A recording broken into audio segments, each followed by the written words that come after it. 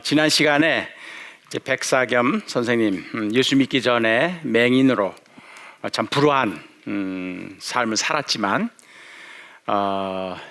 이제 36살 때 참도가 무엇인지, 참 인생이 참 삶이 무엇인지, 참 올바로 제대로 한번 살아보자 하는 그런 고민을 하면서부터 이제 그 인생이 바뀌게 되는 것을 우리가 살펴봤습니다.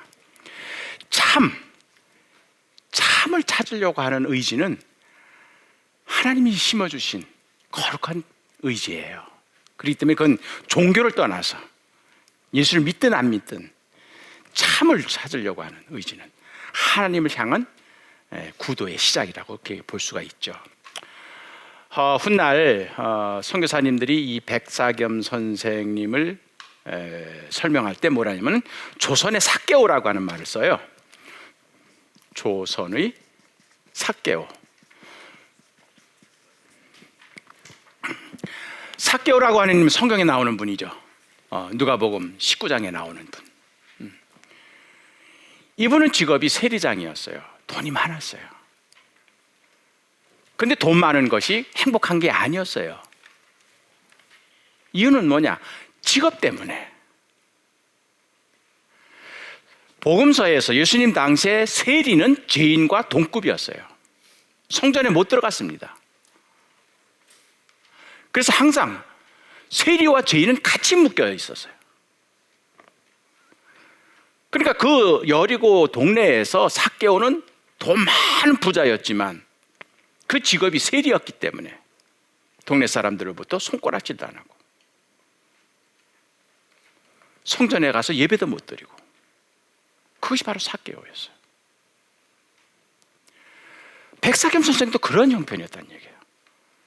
고향읍에서 제일 큰 기와집에 어떻게 보면 이제 자식 결혼 잘해서 좋은 부인 얻어서 자식도 생겼고, 뭐 명복이라고 하는 그런 칭호도 받았지만 사람들이 진짜 마음으로부터 존경하는 그런 직업은 아닌 거 알아요.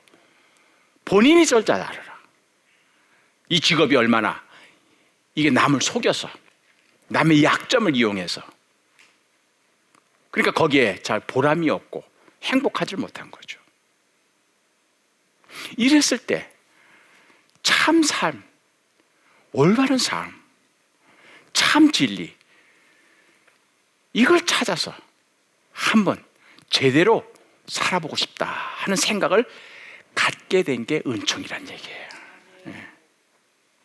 이걸 우리 기독교에서는 뭐라 하냐면 선행 은총이라 이렇게 표현합니다. 먼저 선자에 행할 행자. 이건 뭐냐? 내가 생각하기 전에 먼저, 내가 계획하기 전에 먼저, 내가 결단하기 전에 먼저 하나님께서 내 마음을 움직이시고 내 생각을 바꿔주셨다. 이게 기독교에서 말하는 구원의 첫 출발이에요. 그분이 먼저 내 생각보다. 그러니까 백사겸 선생님이 기독교를 처음부터 구한 게 아니에요. 참도를 구해봐야 되겠다고 하는 생각, 이게 바로 하나님이 백사겸 선생의 마음속에 집어넣은 은총이었다, 그런 이야기예요.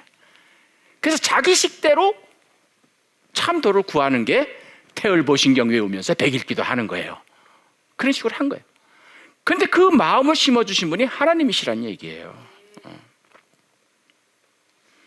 저희 어머님도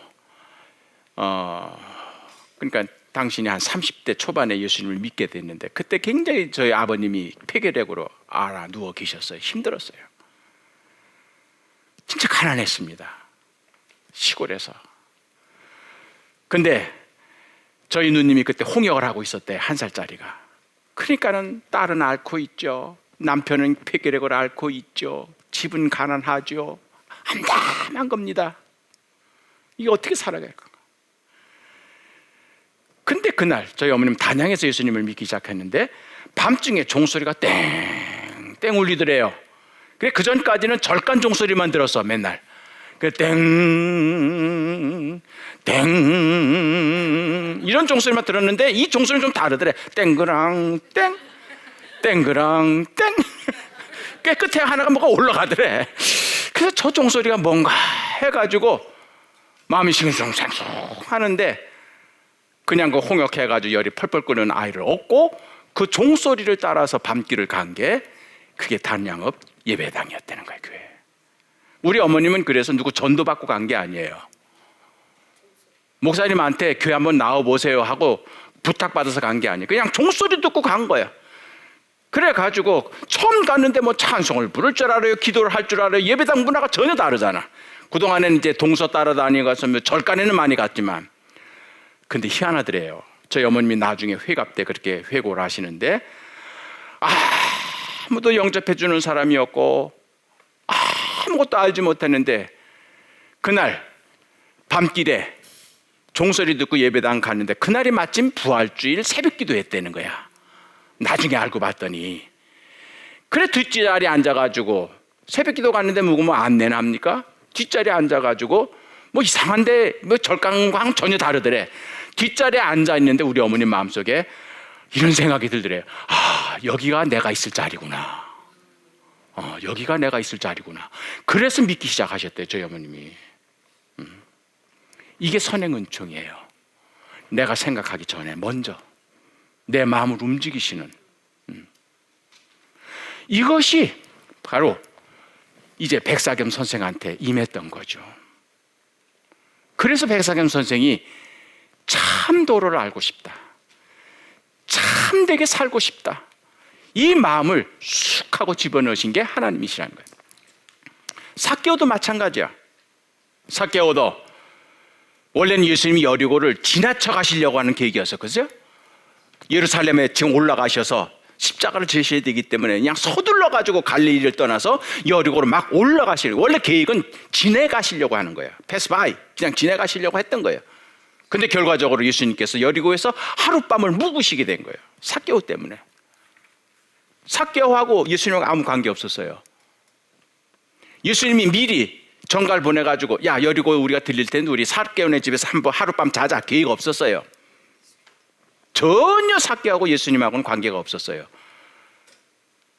그런데 삭개오는 자기 사무실에서 돈 세고 있었는데 사람들이 예수님 지내간다, 예수님 지내간다, 예수님에 대한 얘기가 들리는 거예요. 예수님과 자기는 아무 관계가 없어요. 자기가 지금 돈 버는데 세리장으로 그거 하는데 예수님과 전혀 아무런 관계가 없어요. 그런데도 이상하게 보고 싶은 마음이 생긴 거예요. 그가 누구인지 보고 싶어서. 성경은 그렇게 기록하잖아요. 그가 누구인지를 보고 싶어서. 이 보고 싶은 마음을 심어둔 게 하나님이란 말이에요. 이게 선행은총이야. 그래서 그 마음에 끌려서 사무실 밖에 나가서 예수님을 만나게 된 거예요. 우리가 구원받을 때 그 첫 번째 단계가 하나님께서 먼저 우리의 마음을 움직이셨다, 이걸 인정하는 거예요. 그러니까 내가 선택한 게 아니에요. 주님이 우리를 선택하셨다, 그런 이야기죠. 그래서 이제 인가기도라는 책을 자기 아내가 읽어주는 걸 듣고 그게 바로 의의 산통이요. 내가 지금까지는 불의하게 남을 속여서 약점 있는 사람들의 등을 치면서 내가 돈을 벌면서 내가 이 직업에 대해서 회의를 가지고 이 직업에 만족하지 않고 행복하지 못하게 지금까지 살았지만 이제부터는 내가 행복하게 살겠소. 그래서 그것이 예수님을 영접하게 된 기회가 된 거예요. 그리고 나니까 새벽이 됐습니다. 새 사람이 된 거예요. 이게 바로 예수님 전과 예수님 후의 생활이에요. 이게 BC, Before Christ, 이제는 AD, Anno Deus, 이제는 주님과 함께하는 삶으로 바뀌게 된 거예요. 그래서 수소문에서 사흘 전에 쫓아냈던 김재옥 씨를 불러오는 거야. 다시 찾아와라, 다시. 그래가지고 쫓겨났던 김재옥 씨가 다시 왔어요. 그러니까 김재옥 씨는 포기한 거예요. 사람들이 한번 백사겸 가서 만나보라, 요새 목사람 뭐 새로 도한다는데 가가지고 기대감을 가지고 갔는데 이런 지하에 나가라고 그래가지고 문을 걸어 잠그고 그래서 쫓겨났거든요. 그래서 여기는 안 된다고 포기를 했는데 사흘 만에 그 집에서 자기를 다시 초청을 했네.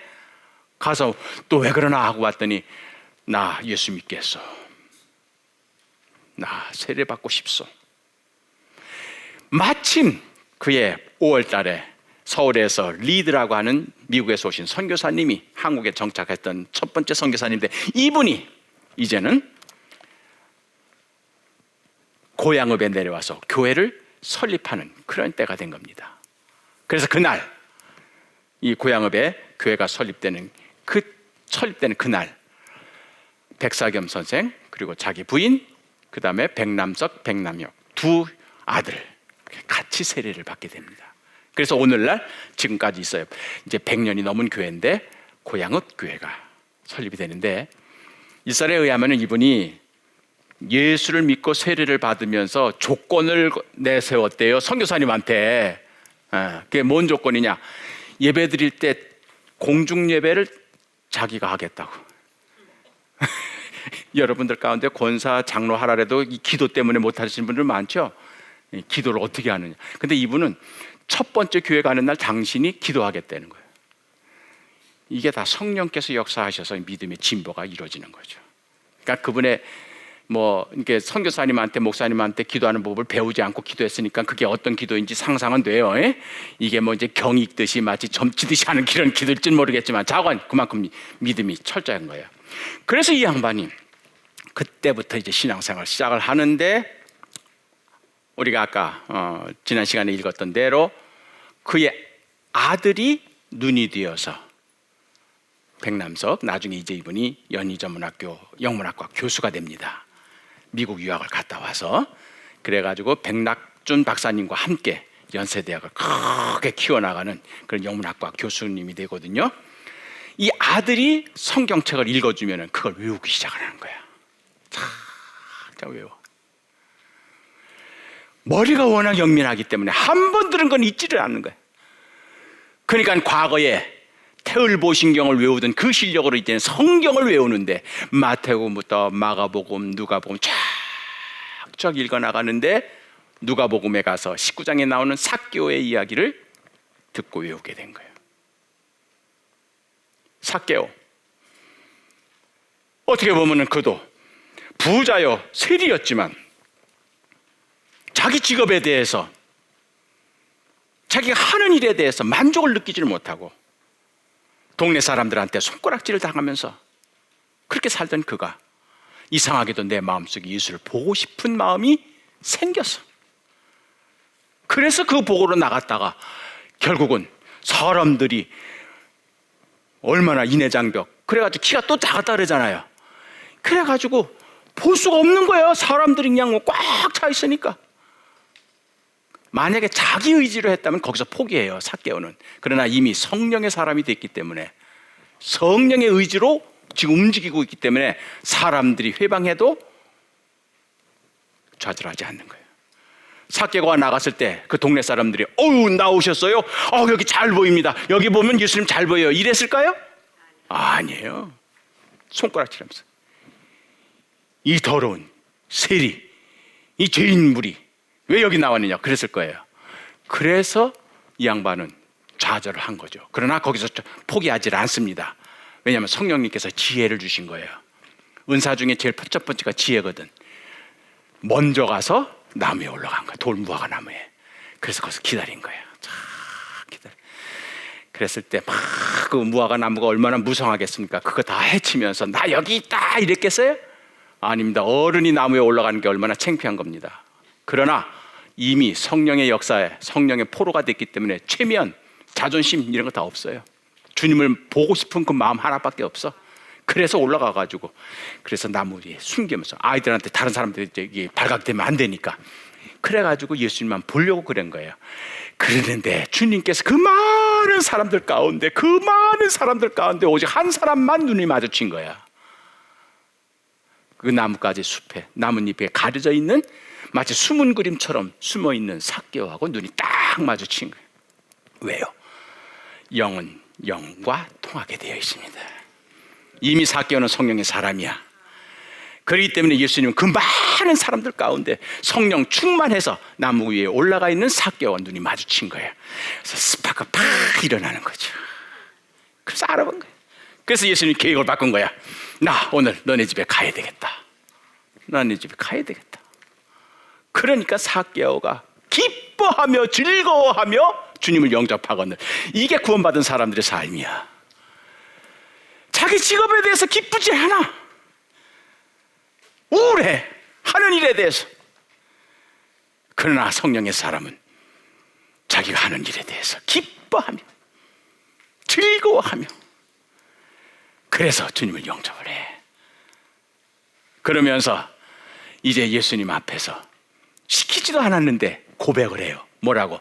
내 가진 것의 반을 팔아서 가난한 사람들에게 나눠주고 남의 것을 내가 토색한 것이 있으면, 횡령한 것이 있으면 그거를 4배를 갚겠습니다. 고백을 해요. 이거 왜 하시는 줄 알아요? 누가복음 19장에 삭개오 얘기가 나오는데 누가복음 18장 18절엔 좀 발음이 그렇습니다만은 어쨌든 할 수 없어요. 누가복음 18장 18절에 보면은 그 부자 청년 얘기가 나와요. 이 부자 청년이 예수님에게 와서 내가 무엇을 하여야 영생을 얻으리까 이래요. 근데 예수님께서 그래? 너 율법 제대로 지켰냐?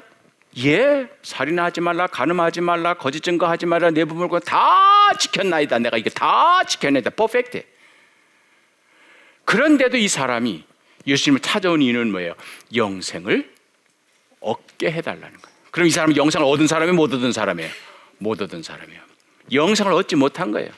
영생은요, 죽어서 가는 천국 생활 그것만이 영생이 아니에요. 예수님을 영접하면 현실에서 우리가 영생을 누리면서 사는 거예요.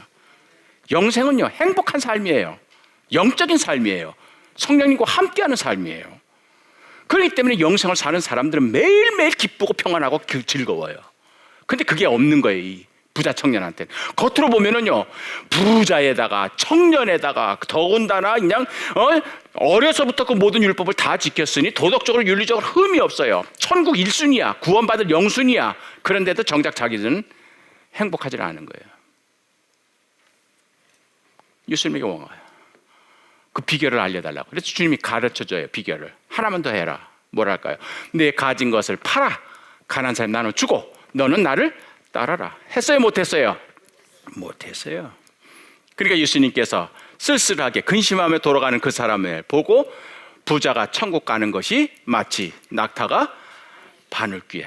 예수님 비유 너무 좀 비유를 하시더라도 그 뭐 동아줄이 바늘귀로 뭐 이렇게라도 하시지 어떻게 낙타가 너희들 가운데 적은 소자가 적은 소자를 실족해 하면은 뭐를 매라고? 연자맷돌이 얼마나인데 연자맷돌에 자기가 목을 매는 거죠. 어떻게 연자맷돌은 목걸이처럼 매래요. 어쨌든 예수님의 좀 비유는 조금 굉장히 좀 어마어마해요. 낙타가 바늘길 통과하는 것보다 더 어렵다. 이 가능하다는 거예요? 불가능하다는 거예요? 불가능하다는 거예요. 그러니까 부자가 천국 가는 게 불가능합니까? 하고 제자들이 물었어요. 그럼 돈 많은 사람 천국 못 가겠네요? 그래서 주님이 아주 재밌는 표현을 하세요. 아주 중요한 말씀을 하세요. 사람은 할 수 없으나 하나님은 하실 수 있느니라. Impossible for man, but possible for God. 사람이 하려면 할 수 없지만 하나님이 하시면 된다. 이건 왜 그럴까요? 이 부자 청년은 행복한 것이 무엇인지, 영생을 얻으면 어떻게 했는지 예수님이 와서 계속 두드렸어요. 근데 항상 주어가 나여요.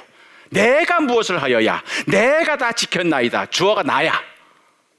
자기가 하면 되는 줄 알았어. 근데 결국은 못하고 돌아갔어요. 그게 실패의 원인이에요. 근데 주어를 하나님으로 바꾸면은 낙타도 바늘길을 통과한다. 부자도 천국에 간다. 바로 주어를 바꾼 인물이 삭개오란 얘기예요. 그래서 19장에 삭개오가 나오는 거예요. 삭개오가 결국 어떻게 구원을 받았어요? 이상하게 내 마음속에 예수님을 보고 싶은 마음이 생긴 거야. 이거는 삭개오가 본래 자기가 원한 게 아니야. 하나님이 집어넣으신 마음이야. 그때부터 삭개오는 성령의 의지에 따라서 움직이기 시작을 했어. 자기 의지가 아니야. 성령께서 가르쳐 주시는 대로 나무에 올라갔고, 그래서 주님을 영접했어. 그리고 나서 자기도 모르게 입에서 고백이 나온 거야. 내 가진 것의 반을 팔아 가난한 사람 나눠주고. 이거 18장에 나오는 그 청년 한 거예요, 못한 거예요? 못한 거예요. 그 사람 못한 거예요. 근데 삭개오는 한 거예요, 그걸. 그리고 지금부터 내가 양심껏 살겠습니다. 남의 거 토색하지 않겠습니다. 정직하게 살겠습니다. 이게 삭개오가 한 게 아니라 하나님이 하신 거란 얘기예요. 그래서 사람은 할 수 없으나 그 샘플이 18장에 나오는 부자 청년이요, 하나님은 하실 수 있느니라 그 샘플이 삭개오란 얘기예요. 그래서 하나님이 하는 거예요. 그래서 하나님께서 이 삭개오를 구원하신 것처럼 이제 백사겸도 하나님이 그의 인생 가운데 개입을 하신 거죠. 그래서 참을 구하게 하시고 참된 진리를 찾게 하시고 백일 기도를 하게 하시고 전도자를 만나게 하시고 인가 기도를 듣게 하시고 이제 예수님을 영접하게 하셔서, 그래서 이제 이 19장에 나오는 삭개오의 이야기를 듣다 보니까 이 삭개오가 자기하고 너무 비슷한 거예요. 불의한 방법으로 재물을 모은 거, 자기 직업에 대해서 행복하지 못하고 늘 우울하게 살다가 예수님을 영접하면서 전혀 바뀐 자기의 삶. 그래서 이제 그 다음부터는 이분은 말씀대로 행하기 시작을 하는 겁니다. 말씀대로 행하기 시작하는 거예요. 제가 지난 시간에 선교사님들이, 한국교회 초대교인들이 신앙생활 할 때 아주 독특한 것이 뭐냐, 성경 암송을 한다. 맨날 외우려고 그런다. 이 사람들 이해하려고 애를 쓰지 않고 외우려고 애를 쓴다. 사실 맞아요. 선교사님들이 보기에는 어떻게 무모할 정도로 외우려고만 그러는 거야. 그러나 외우는 것 자체가 중요한 게 아니에요. 그 말씀대로 사는 게 더 중요한 것이죠. 언젠가 그 말씀이 내게 에너지를 주고 자극이 되어서 그 말씀대로 살아갈 때 그게 힘이 되는 거예요. 한 번은 존스 선교사라는 분, 인천에서 사역하시는 분인데, 이분이 외출하려고 그러는데 한 50리길을 걸어온 농부를 만난 거예요. 농부가 느닷없이 문을 두드리는 거예요. 한국 사람들은 예약 안 하고 오잖아. 교인들 목사한테 미리 사전 예약 안 해요.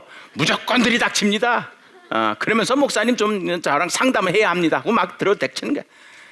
그래, 존스 선교사는 미국 선교사기 때문에 얼마나 이게 약속 미리미리 해고 와야 되네. 근데 이제 50리길을 걸어서 어떤 농부가 온 거예요. 그러니까 막 자기는 저 어떤 계획이 있으면 막 외출하려고 그러는데 목사님 하고 들어온 거예요, 이 농부가. 그 왜요? 그랬더니 이 양반이, 목사님 기뻐하십시오. 뭐요? 제가요 성경을 외우게 됐어요. 아이고 또 왔구나. 그러니까 한국 교인들은 그냥 성경 암송하는 거 그거 그냥 발표하고 그러는 거죠. 제가요 마태복음 산상복음 5장에서부터 7장까지 다 외우게 됐어요. 한 번째 보여드릴게요. 그러면서 또 이제 막 산에 오르사 뭐 제자들이 나오지 입을 열어 가르쳐 가라사대 뭐 이제 가난한 자는 심령이 가난한 자는 복이 있나니, 그래서 이제 7장 8장까지 다 외우는 거예요. 그랬더니 그냥 중간에 꼭 알았어요. 그런 사람 하도 많이 봤으니까 이제 그거 보여주려고 50리길을 걸어온 거예요, 그 아침에. 그래서 자기가 그렇게 성경을 외우게 됐다는 거예요. 너무 감격해가지고. 그랬더니 존스 선교사가 귀찮은 듯이, 성경은요 외우는 게 중요한 게 아니라 행하는 게 중요한 거예요. 그랬더니 실망하고 돌아갈 줄 안 거예요. 그런데 이 양반이, 선교사 그거 어떻게 하셨어요? 제가 그런 식으로 외웠는데요. 그러는 거예요. 그게 무슨 소리요? 이 농부가 이제 사경회 때마다 그냥 사람들이 뭐 그냥 성경 암송하고 하는 걸 보면서 자기는 그게 안 외워지는 게 처음에는 하도 안 외워져 가지고 왜 이렇게 나는 못 외우나, 왜 나는 그렇게 자괴심을 갖고 있었는데, 그래서 한 번은 하나님께 기도하면서, 하나님 저도 좀 성경 좀 외우게 좀 해주세요. 저도 외우고 싶어요. 그랬더니 힌트를 주시더라는 거예요. 그래, 그러면 너 먼저 가서 한 구절 읽고 그걸 그대로 나가서 한번 해봐. 그래서 이 양반이 그때부터는 성경 구절을 읽고 그걸 그대로 행했대요. 오른뺨을 너희들이 맞으면은 왼뺨을 돌려대며, 그래 가가지고 그걸 읽고 가가지고 이제 일부러 뺨 맞을 짓을 한 거야. 딱 맞으면 왼발 딱 돌려댔어요. 억지로 오리를 가면은 심리를 가지면 이제 장날 가가지고. 그래서 그걸 했더니 이 양반이 한 구절 읽고 그대로 행하고, 한 구절 읽고 그대로 행하고, 그랬더니 산상수를 다 외우게 됐다는 거예요. 그걸 고백한 거예요. 이거를 듣고 존스 선교사가 얼마나 감동을 했는지. 외우는 것이 아니라 그대로 실천을 하는 한국 교인들. 그래서 그날 외출 포기하고 그 양반 간증 듣는 걸로 은혜를 받았다는 거예요. 암송이 중요한 게 아니에요. 그 암송된 말씀이 삶으로 표현이 될 때, 그것이 바로 우리에게 영생의 양식이 되는 거죠. 백사겸 선생님, 이제 이렇게 해서 아들 백남석이가 읽어주면 외우고 읽어주면 외우고 그렇게 해가지고 우리가 지난 시간에 1906년 대밍 선교사의 보고서에 나오는 대로 사복음서를 다 외우게 됐죠. 10년 만에. 자, 이 얘기는 뭐예요? 그 말씀대로 살았다는 얘기입니다. 특히 삭개오의 일을 읽다 보니까 이 성경에 나오는 삭개오가 자기가 똑같은 거예요. 직업에 대해서 환멸을 하고. 그러니까 삭개오가 예수님을 만나기 전에는 직업이 세리이기 때문에 동네 사람들한테 손가락질 당하고 소위 말하면 요즘 말하면 왕따를 당하다 보니까 아마 삭개오는 그래 내 인생의 의미는 돈 버는 데 있다 해가지고 아마 돈 버는 데 집중을 해가지고 돈 버는 것에는 수단과 방법을 가리지 않고 아마 했을 것 같아요. 그래서 돈이 차곡차곡 쌓이는데 희열을 느끼고 보람을 느끼고 그게 자기의 인생의 목표로. 근데 그게 만족이 안 돼. 행복하지 못한 거예요. 그러나 이제는 예수님을 영접하다 보니까 예수님이 원하지도 않았는데, 예수님이 바라지도 않았는데 그것을 가난한 사람이 주겠다고는 마음이 생긴 거예요. 예수님이 원한 거 아닙니다. 예수님이 그 집에 들어오시면서 너 좀 산다 야, 너 좀 여기 고아원에 좀 기부 좀 하지, 한마디도 안 하셨어요. 또 제자들이 와가지고 여보 예수님 여기 오시기 전에 부자 청년이 한 번 왔었거든. 근데 그 사람이 영생을 얻는다고 하다가 예수님께서 그 가난한 사람 나눠주고 너 나를 따르라 했을 때 이 사람 근심하면서 그냥 지내갔으니까 당신 예수님 칭찬 받으려면은 좀 한번 뚝 뛰어가지고 한번 선심 써봐. 힌트 안 줬어요. 전혀. 삭개오는 전혀 몰라요. 그런데도 정확하게 예수님이 원하는 답을 준 겁니다. 이게 성령께서 가르쳐 주신 거예요. 그렇게 해서 예수님이 바라던 답을, 내 가진 것의 반을 팔아서 가난한 사람 나눠주고 나머지로 그동안 횡령했던 거 다 갚아주고 그리고 이제부터는 내가 주님을 따르겠습니다. 이 말씀을 기록하면서 복음서 뭐라면 삭개오가 서서 여짜오되 이렇게 표현을 해요. 서서 여짜오되 이런 표현이 나와요. 이 얘기는 뭐냐면 삭개오가 앉아서 얘기를 안 했다는 거예요. 서가지고 얘기를 했다는 거예요. 이건 무슨 뜻일까요? 옛날 고대 팔레스타인 풍습에 보면은 집안에 서는 사람과 앉는 사람이 딱 구별이 돼. 에? 식사 때 앉아 있는 사람과 서 있는 사람이 딱 구별이 돼. 서 있는 사람은 어떤 사람이에요? 하인이죠. 시정이에요. 앉아 있는 사람은 주인이에요. 삭개오가 서서 여짜오되 이렇게 했어요. 섰다는 거예요. 삭개오가. 그러면 그 집 누구 문패예요? 삭개오예요. 누구 이름으로 등기돼 있어요? 삭개오예요. 그 집에 호주 누구예요? 삭개오예요. 그럼 삭개오는 앉아야 되는 거예요. 근데 삭개오가 선 겁니다. 누가 앉아 있어요? 예수님이 앉아 있어요. 삭개오가 이제 자기 신분을 바꾼 겁니다. 주인에서 종으로. 이게 삭개오의 신앙 고백이에요. 이 순간부터는 내가 예수님을 나의 주인으로, 나는 그분의 종으로 살겠습니다. 이걸 부자 청년이 못한 거예요. 가난한 사람 나눠주고 너는 나를 따르라 했거든요. 그걸 못한 거예요, 부자 청년은. 근데 삭개오는 그거가 된 겁니다. 그러니까 영생 얻은 거야, 못 얻은 거야? 삭개오 얻었죠. 그러니까 예수님께서 이미 이 집에 구원이 이르렀다 확인만 해주신 거예요. 예수님께서 나 구원 받아라 주지 않으셨어요. 이미 구원을 받았어. 그러니까 백사겸도 똑같은 그 말씀을 읽으면서 그 감동이 오는 거예요.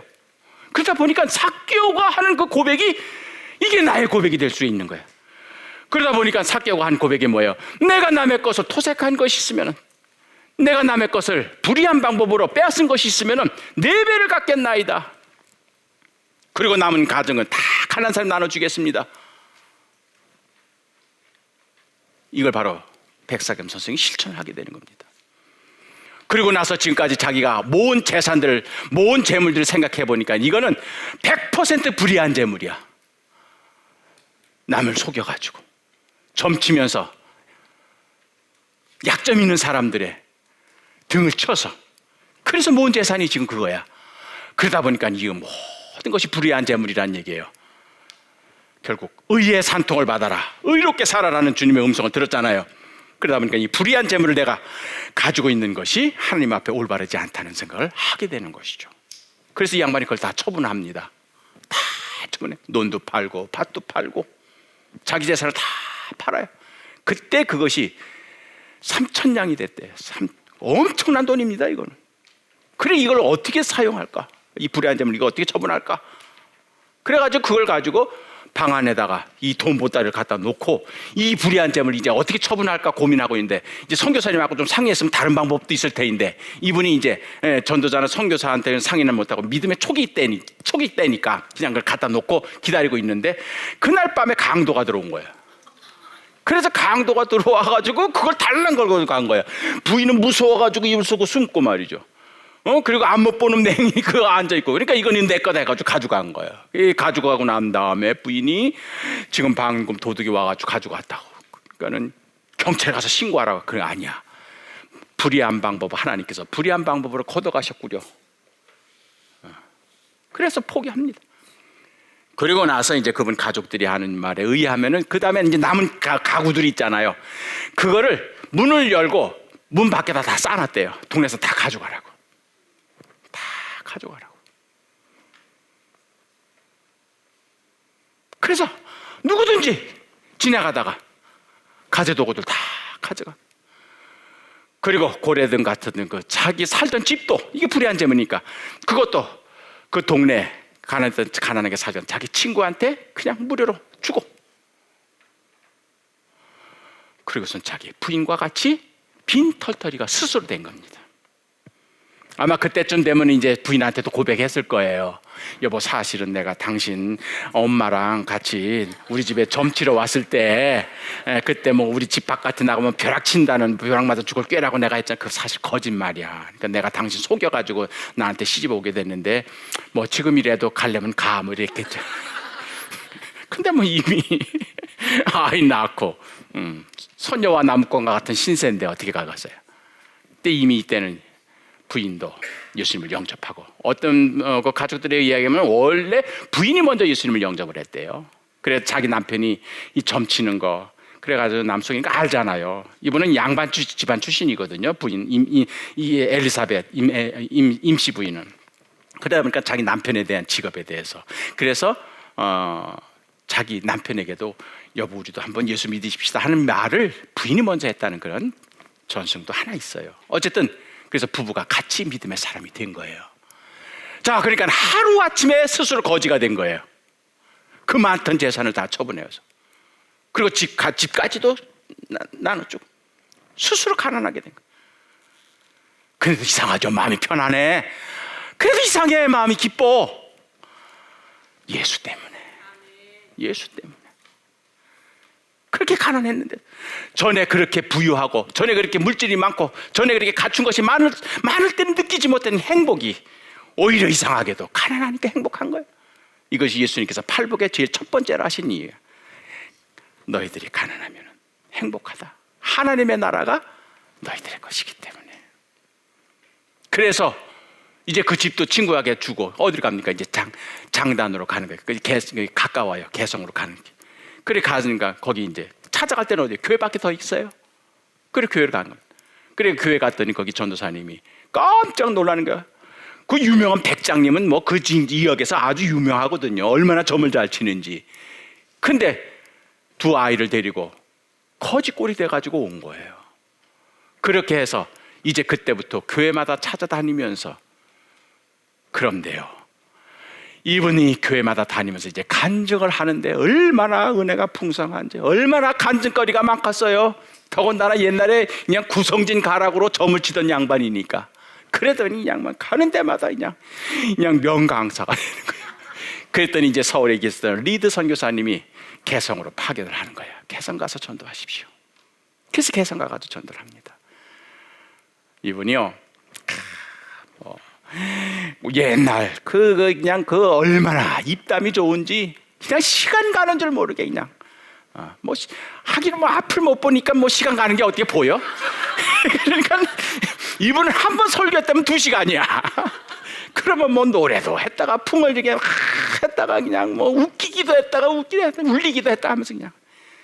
그래서 한 번은 한참 어느 교회 가가지고 하는데 이게 뭐 2시간 3시간이다 보니까는 나중에는 혼자서 다들 교인들이 다 나오고 혼자서 예배당 안에서 안 보여. 그러니까 상관없어. 이때는 안 보이는 게 더 좋아요. 우리가 목사들로서 이렇게 설교하다 보면 교인들이 반응을 했대는 막 뭐가 되는데 그냥 썰렁하고 조금 시계 보고 졸고 그러면은 목사들이 참 진짜 설교하기 어렵거든요. 근데 이분은 앞이 안 보이니까 그냥 뭐 마음대로 하시는 거예요. 그래서 이분이 그때부터 고양, 파주, 장단, 개성, 풍덕, 철원, 기마, 평강까지 다니면서 그러면서 교회를 개척하고 그래서 아주 유명한 전도자가 되는 거예요. 저는 이분의 삶을 보게 되면서 진짜 앞을 못 보는 그런 어린 시절의 불행한 삶이었지만 하나님께서는 그걸 포기하지 않으시고 참도를 찾을 수 있는 선행 은총의 마음을 심어주셔서 그로 하여금 기도하게 하시고 인가기도를 접하게 하셔서 그래서 전설적인 맹인 전도자가 됩니다. 저게 1910년대 개성에서 있었던 사경회 모습인데요. 뭐 숨은 그림 찾기처럼 저기에 백사겸 전도사님이 계십니다. 한번 숨은 그림 찾듯이 한번 찾아보세요. 찾을 수 있겠어요? 여기 까만 안경 쓰고 계시. 이분이 그 유명한 원산 부흥운동의 주요 하디 선교사님이에요. 그래 이분이 이제 부흥회를 인도하는데 여기에 까만 안경 쓰신 백사겸 선생님. 그래서 저분은 그때부터 이제 전도사가 되어서 가는 곳마다 전도를 하면서 이렇게 생활하는 거죠. 백사겸 선생님에게 이제 한 성경을 읽어주었던 그 맏아들 백남석, 이분은 이제 선교사님의 후원을 받아가지고 아버님이 그렇게 전설적인 전도자가 되니까 그래서 이제 아버님 그 선교사님 후원을 받아서 미국에 유학을 가서 에머리 대학에서 학위를 하고 교육학으로 영문학 그래서 1923년부터 연희전문학교 영문학과 교수로 재직을 하게 됩니다. 그렇게 되고 그때부터 보니까 이제 연희동에 이제 교수 사택을 마련하게 되다 보니까 그때부터 이제 서울로 올라오셔서 가족들과 함께 지내시게 되는 거죠. 38년도에 이제 그 경성신학교 지금의 서울신학대학 교수였던 박현명 선생님이 너무 이 백사겸 선생에 대한 이야기가 너무 감동적이어서 숨은 보배라고 하는 그런 제목으로 그분의 전기를 쓰게 됩니다. 이제 그 책을 통해서 이제 백사겸 선생의 이야기가 쭉 퍼지게 되는 거예요. 이때가 되면 이미 신약 성경 전체를 외우시고 그냥 다니시면서, 그러니까 이분은 어느 집회 부탁을 받아가면은 성경책, 우리 같은 사람 성경책 가지고 올라가야 되잖아요. 이분 가져갈 필요가 없어. 이미 머릿속에 다 있기 때문에. 그래 그걸 가지고 술술 나가는 거예요. 백사겸 선생님의 이야기는 아주 유명합니다. 그래서 선교사님들을 통해서도 외국에 알려지게 되었고 한국에서 발행되는 신문과 잡지에도 계속해서 이 백사겸 선생에 대한 이야기가 나오게 됩니다. 백사겸 선생님이 이분이 이제 옛날에 그 점을 치면서 경을 많이 외우잖아요. 이제 그런 습관이 있다 보니까 이분이 스스로 만든 자작곡이 많아요. 그래서 이게 특히 회심행도가라고 하는 그 노래가 있는데 이게 전체가 한 50장이 됩니다. 50곡이 돼요. 50곡이 회심행도가야. 근데 한 장이 다 10절 이상이야. 17절까지 가.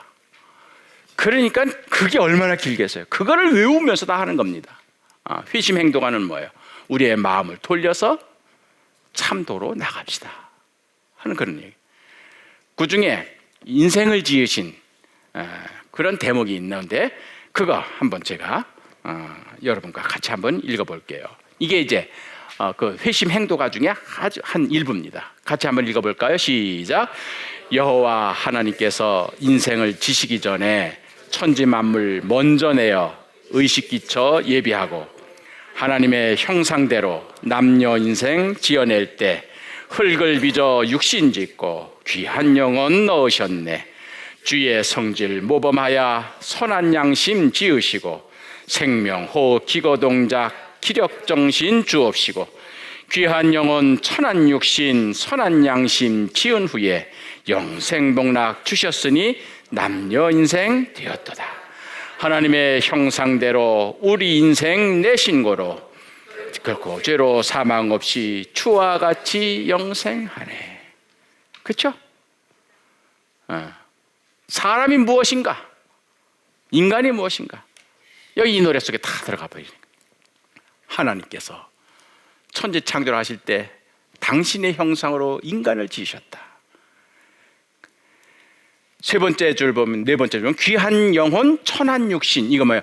하나님께서 진흙으로 사람을 만드시고 입김을 불어넣으신 거예요. 이게 귀한 영혼의 천한 육신이야. 그러니까 육신 따라서 살지 말라는 거예요. 육신이 요구하는 것 따라서 살다 보면 썩어지지만 귀한 영혼을 따라서 살아라.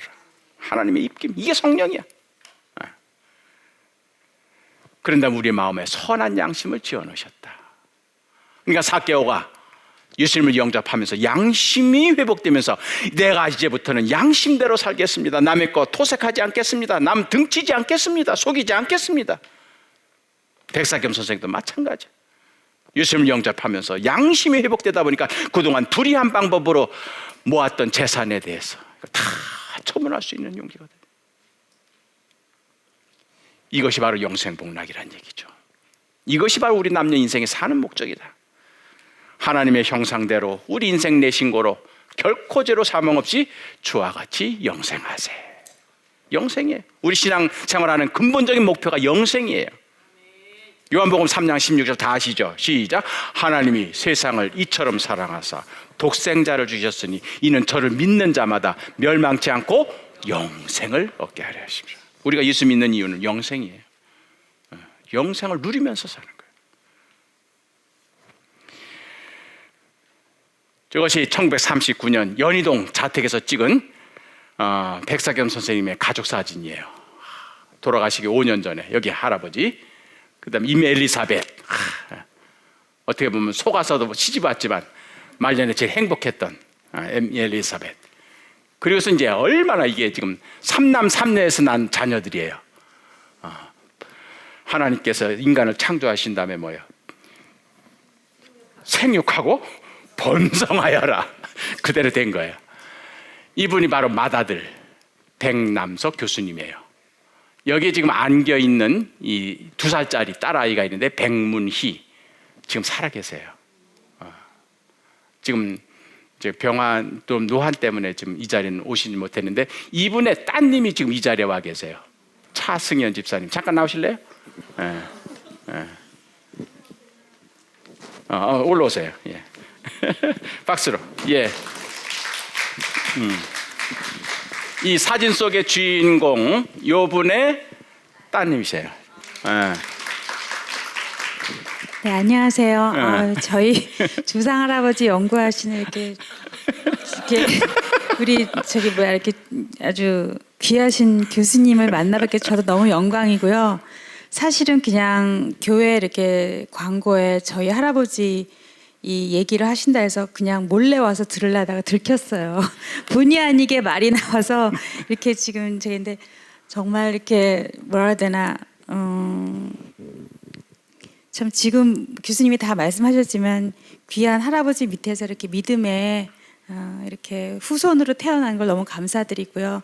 그다음에 제가 어머니께 잠깐 들은 얘기를 좀 말씀드리면 항상 저희 할아버지가 이제 장님이시잖아요. 그래서 늘 집에서 기도하시고 또 그리고 시간 있을 때마다 나가셔서 전도하시고요. 근데 늘 집에서 기도하실 때는 무소부재하고 무소불능하신 하나님 그렇게 기도하셨대요. 근데 저희 어머니가 이제 어렸을 때 저게 무슨 말인가 이렇게 그렇게 늘 궁금하셨는데 나중에 알고 보니까 그 기도가 천지간에 다 계신 하나님, 뭐 어디든 뭐 살아계신 하나님 그런 뜻이잖아요. 그래서 늘 기도 소리를 듣고 자라셨고 그리고 또 이제 장님으로 전도하러 다니시면서 맹인이 무슨 전도를 하냐 해서 돌을 맞고 들어와서 피를 흘리고 들어오신 적도 있었대요. 그래서 늘 저희 어떻게 구하셨는지 목사님들이 저렇게 저희 가족 사진이에요. 제가 어렸을 때 봤던 사진인데 책에 나왔더라고요. 그래서 저희 어머니가 아기 때 찍으신 사진이고요.